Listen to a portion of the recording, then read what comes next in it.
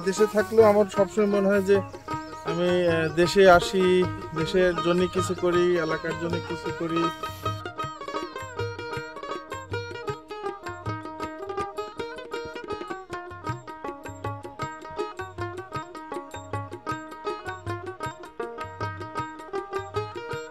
আসসালামু আলাইকুম।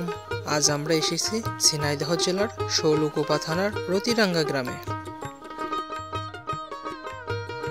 কানাডিয়ান প্রবাসী ফিরোজুর রহমান, বাবা আব্দুর রাজ্জাক মোল্লা।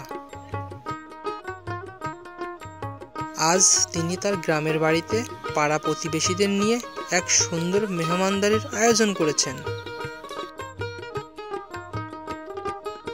এই আয়োজন শুধু একটি অনুষ্ঠান নয়, এটি ভালোবাসার এক সুন্দর উদাহরণ।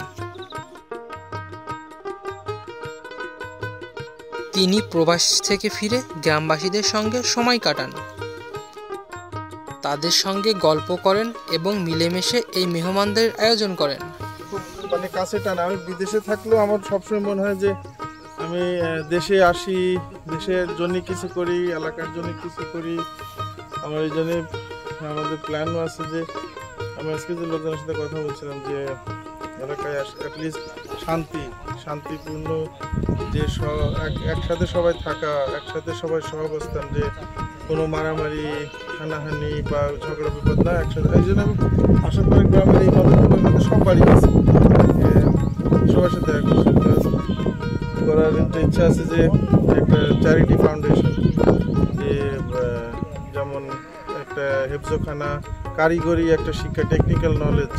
কারণ আগে কিন্তু যারা যে হাফেজ হতেন বা আরবি শিক্ষা নিতেন তাদের কিন্তু এই মিলাদ দিয়ে মানুষের একটা ইনকামের একটা ব্যবস্থা ছিল, কিন্তু এখন কিন্তু ওই জিনিসটা নাই। এই জন্য আমার ইচ্ছা হলো যে তারা দিনের কাজও করবে, প্লাস আপনার ওই কারিগরি শিক্ষা, টেকনিক্যাল নলেজ দিলে তারা কিছু করে খাইতে পারবে আর কি। সেই ক্ষেত্রে যেমন ইয়াং জেনারেশন হইতে পারে, মানে তারা অনেক বেকার আছে, শিক্ষিত যুবক আছে আমাদের দেশে, কিন্তু তাদের কোনো টেকনিক্যাল হ্যান্ডস অন এক্সপিরিয়েন্স না।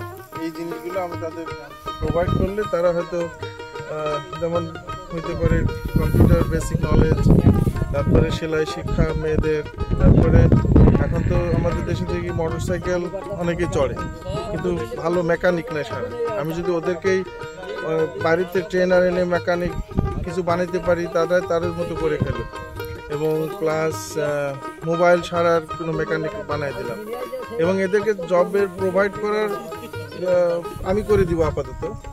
এবং ওইটা যারা, এটা একটা সাদগায়ে জারিয়া হিসেবে কাজ হয়, তারাও এলাকার উন্নতি হলো, বেকার যুব সমস্যার মানে জবের একটা সোর্স, মানে সমস্যার সমাধান হলো, এই সব মিলে আর কি